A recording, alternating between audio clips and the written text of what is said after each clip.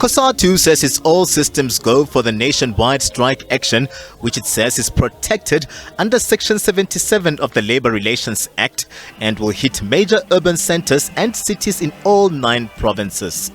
The Federation is appealing to all workers to join, including those outside the labour unions.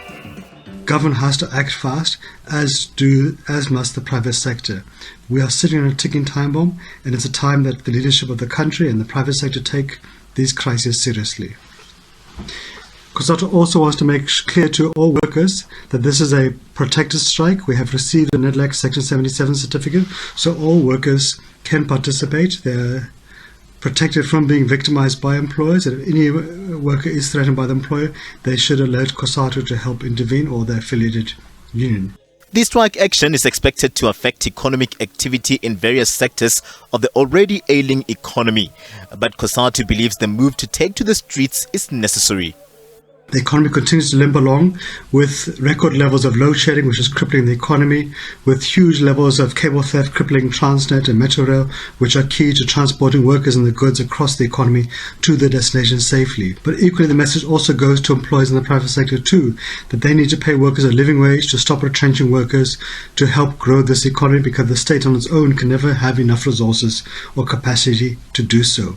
We're also calling upon government for specific urgent interventions, for example, doubling the SRD grant, which has not been adjusted for inflation since 2020 when it came into effect, to link its participants to skills and employment programs, to increase the presidential employment program to accommodate at least 2 million young people to help them enter the labour market, earn a salary and gain experience. Cosatu embarked on a national shutdown late last year, joined by SABC, which saw sectors of the economy affected.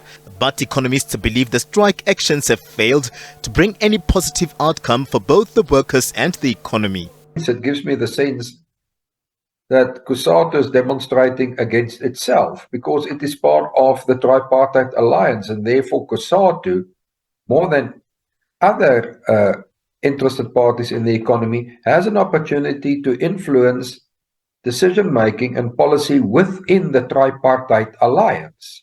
So in a sense, I get the feeling that Cosatu is marching against itself within the tripartite alliance. I'm not quite sure what they plan to achieve with the strike, because the problems that they've put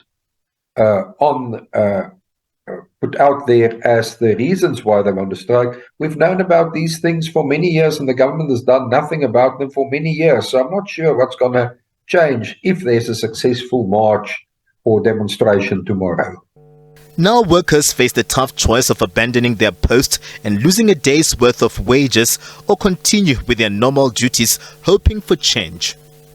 It comes at a high price for workers to down tools and come to the streets, because they either have to take leave or there will be unpaid leave for workers, whereas Cosatu's leadership will still receive their salaries on a day like tomorrow when they lead a strike. So in a sense, the workers make a much bigger sacrifice to participate than what the management and officials of Cosatu do. So in that sense, my feeling is workers are concerned about job security, concerned about whether they can keep their jobs in the long run, and would have a higher interest in looking after their jobs rather than to participate in marches on matters that we've known of for a long time, and that this government has not been able to resolve for such a long time. This time, Cosatu will not be joined by its rival federation SABC. SABC prefers a workers' summit, as protests have yielded little positive outcomes for the working class. But Cosatu maintains that the pressure must be applied on the streets until employers heed the workers' call.